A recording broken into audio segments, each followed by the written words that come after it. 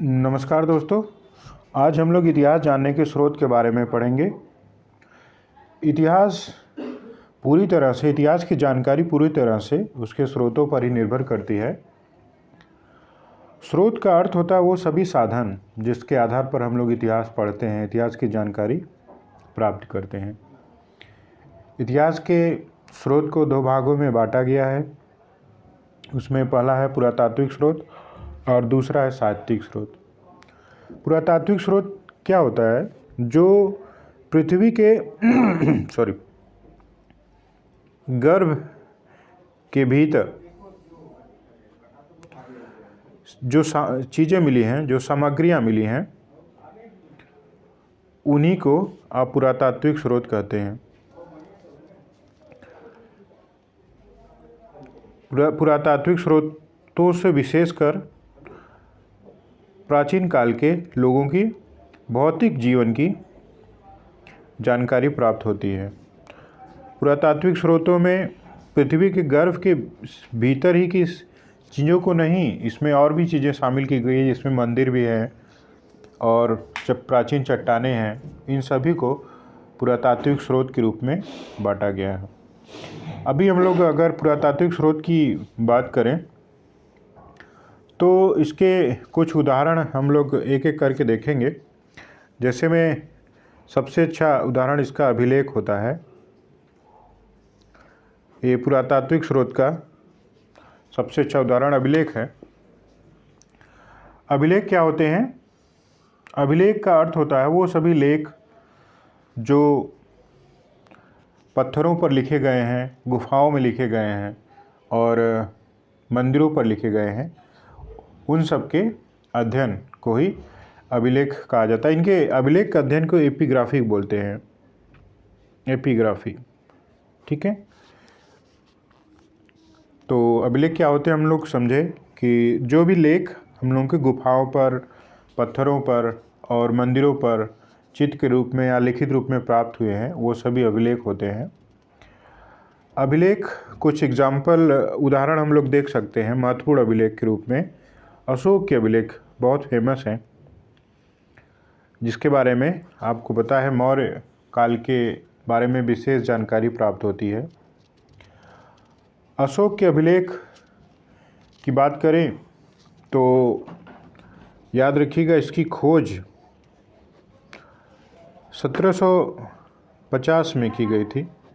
एक अंग्रेज पादरी थे जिनका नाम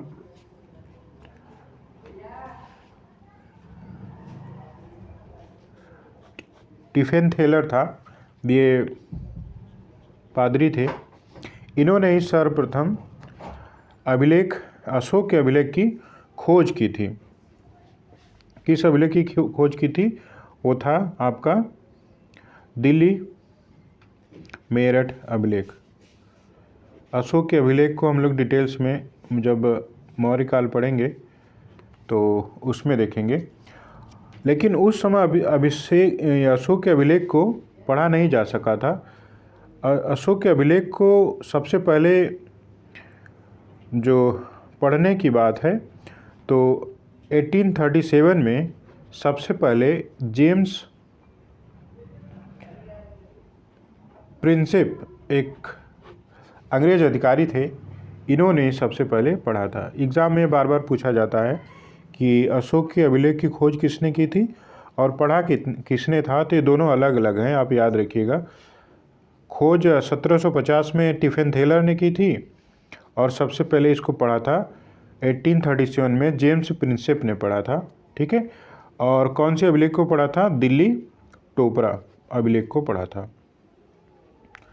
ये दोनों चीज़ें याद रखिएगा। और अशोक के अभिलेख के बारे में हम लोग डिटेल्स में पढ़ेंगे जब मौर्य काल के बारे में पढ़ा जाएगा। अशोक के अभिलेख की जो भाषा है, इसकी भाषा की बात की जाए तो मूल भाषा प्राकृत है।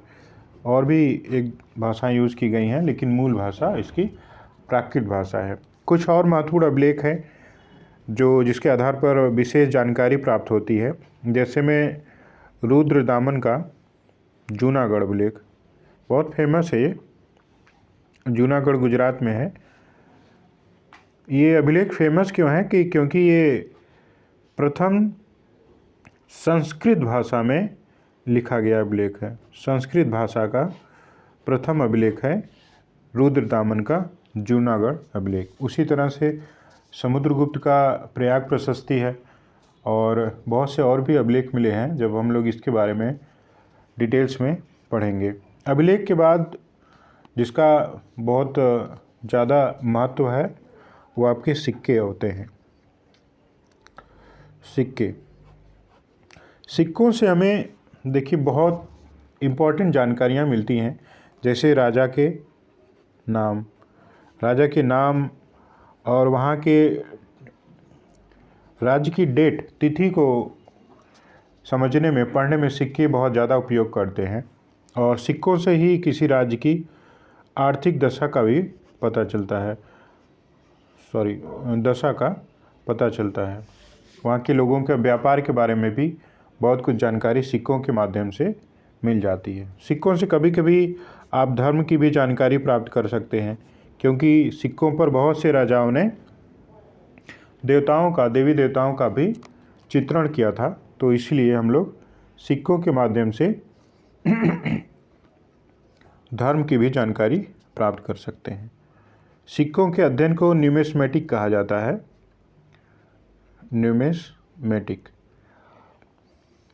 है।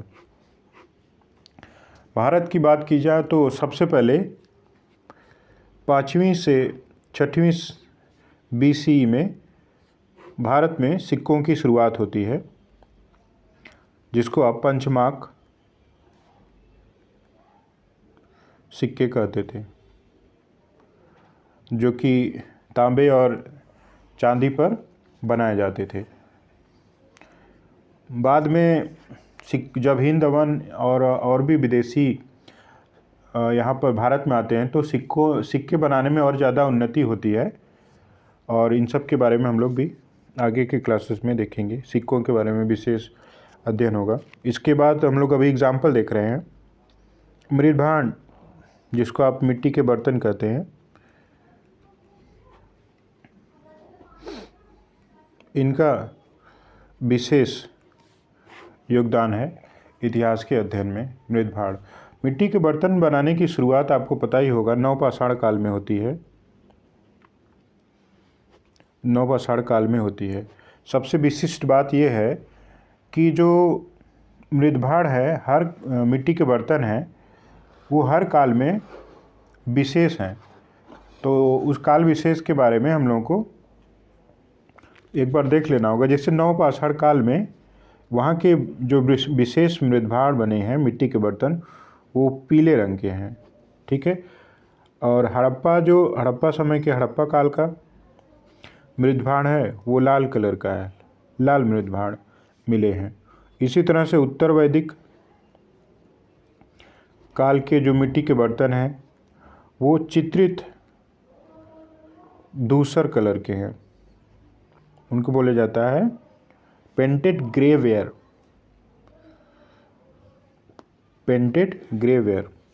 और मौर्य काल का बहुत ही फेमस मृदभांड है, जिसको बोलते हैं नॉर्थ ब्लैक पॉलिशवेयर, उत्तरी काले चित्रित मृदभांड पॉलिशवेयर, ठीक है। तो ये एग्ज़ाम में बहुत बार मैचिंग करने के लिए आ जाता है, इसको याद रखिएगा। तो मिट्टी के बर्तन इतिहास जानने के स्रोत के रूप में बहुत ही महत्वपूर्ण भूमिका निभाते हैं। कुछ और चीज़ें हैं जो पुरातात्विक स्रोत के रूप में आती हैं, जैसे में स्थापत्य हो गया, और स्थापत्य वहाँ की कला, मूर्तियाँ और चित्रकला, ये सभी पुरातात्विक स्रोत के अंतर्गत आते हैं, जिनका अध्ययन करके हम लोग इतिहास की जानकारी प्राप्त करते हैं। ये सभी जो एक सिर्फ एग्जाम्पल के रूप में आपके सामने रखा गया है, डिटेल्स स्टडी हम लोग उस समय विशेष में इसके बारे में डिटेल्स अध्ययन किया जाएगा, ठीक है। अब हम लोग चलते हैं साहित्यिक स्रोत के बारे में। साहित्यिक स्रोत के बारे में पढ़ लेते हैं।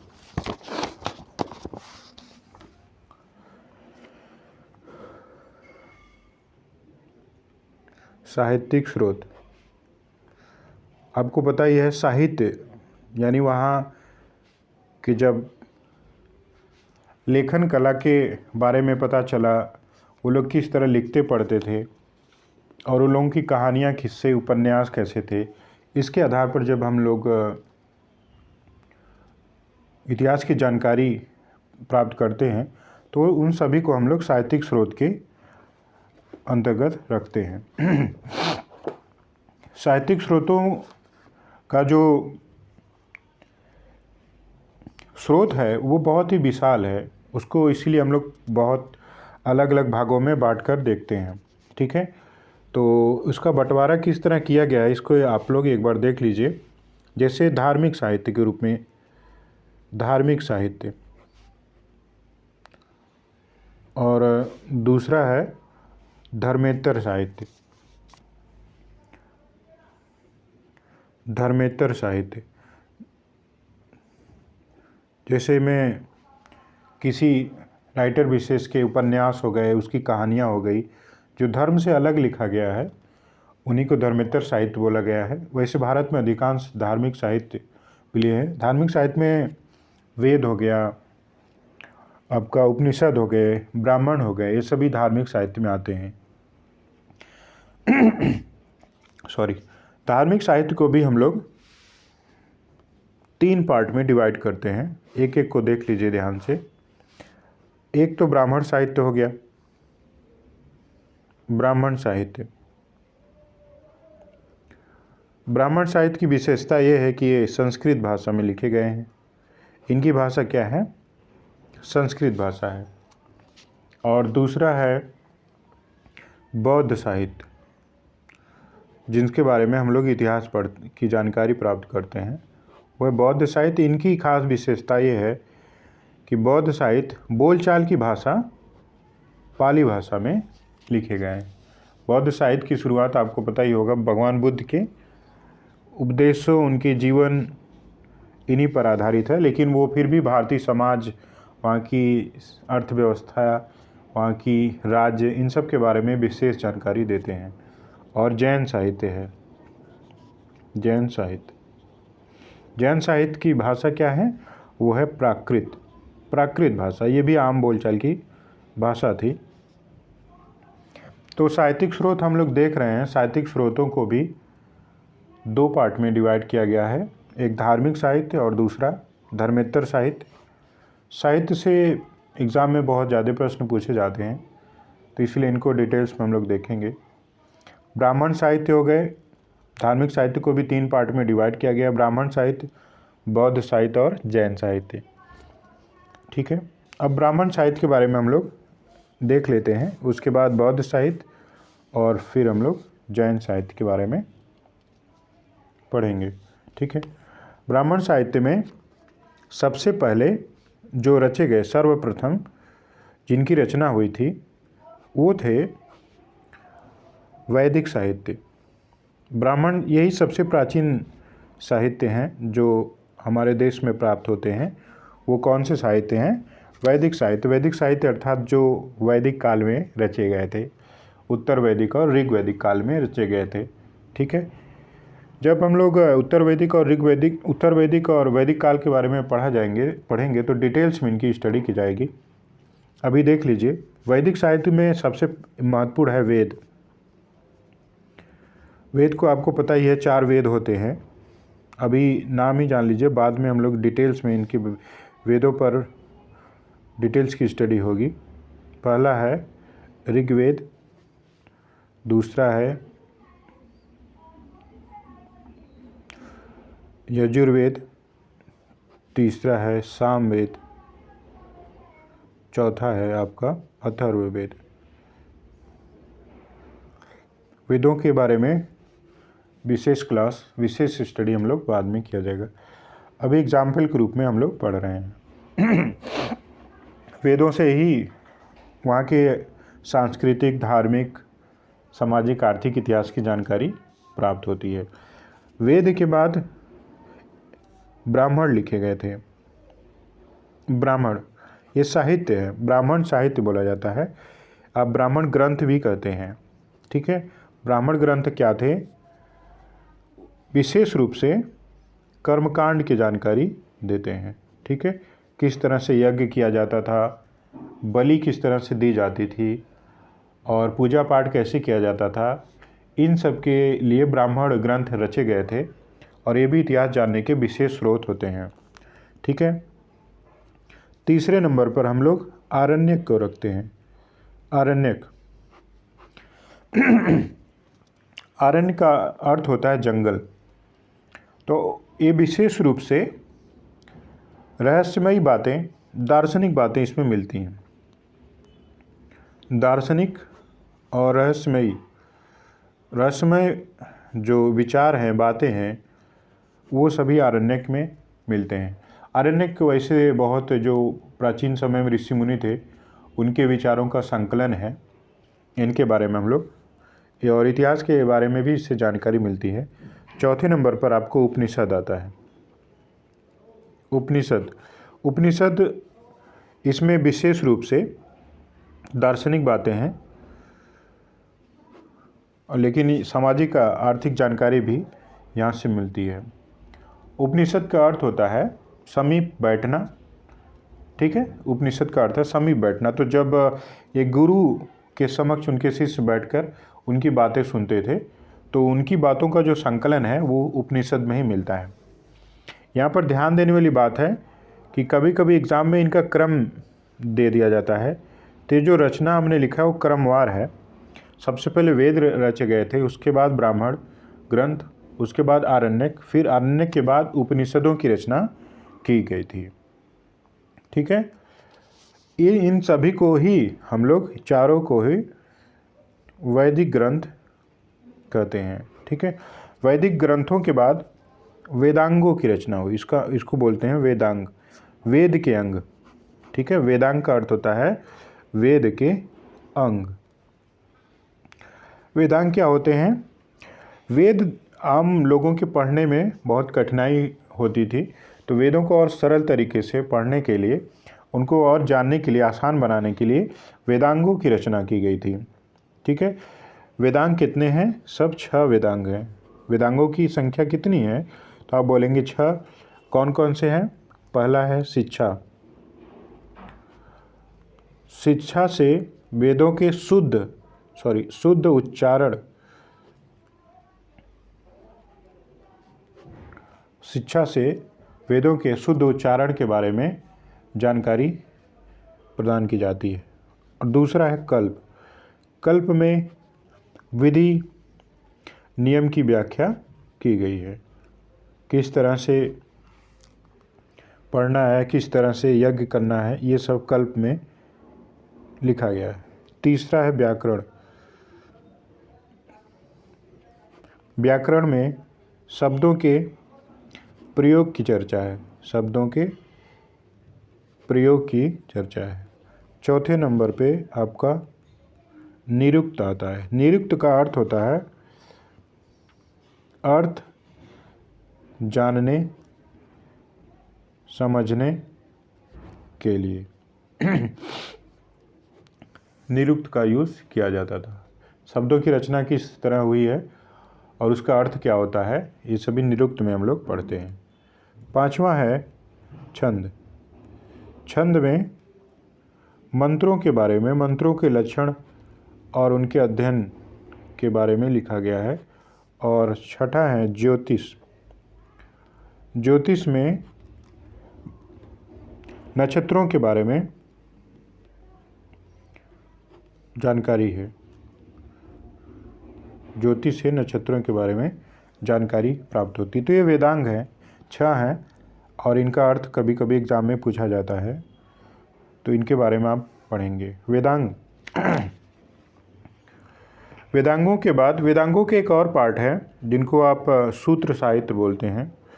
सूत्र साहित्य, इनसे भी इतिहास के बारे में काफ़ी जानकारी मिलती है। जैसे में गृह सूत्र हो गया, धर्म सूत्र हो गया, तो इन सब के बारे में हम लोग डिटेल्स स्टडी करेंगे। इसके बाद वेदांगों के बाद जिस किसी की रचना होती है वेदांगों के बाद आप देखेंगे स्मृतियों की रचना होती है। किसकी? स्मृतियाँ रची गई हैं। ठीक है, स्मृतियाँ। स्मृतियों का समय क्या है? स्मृतियाँ 200 BC से, जिससे ईसा पूर्व बोलते हैं, रचना इसकी आरंभ होती हैं और ये मध्यकाल तक रची जाती हैं। मध्यकाल तक इनकी रचना होती है। अगर कोई पूछे सबसे प्राचीन स्मृति क्या है, तो आप बताएंगे मनुस्मृति। प्राचीनतम स्मृति जो है वो है मनु स्मृति।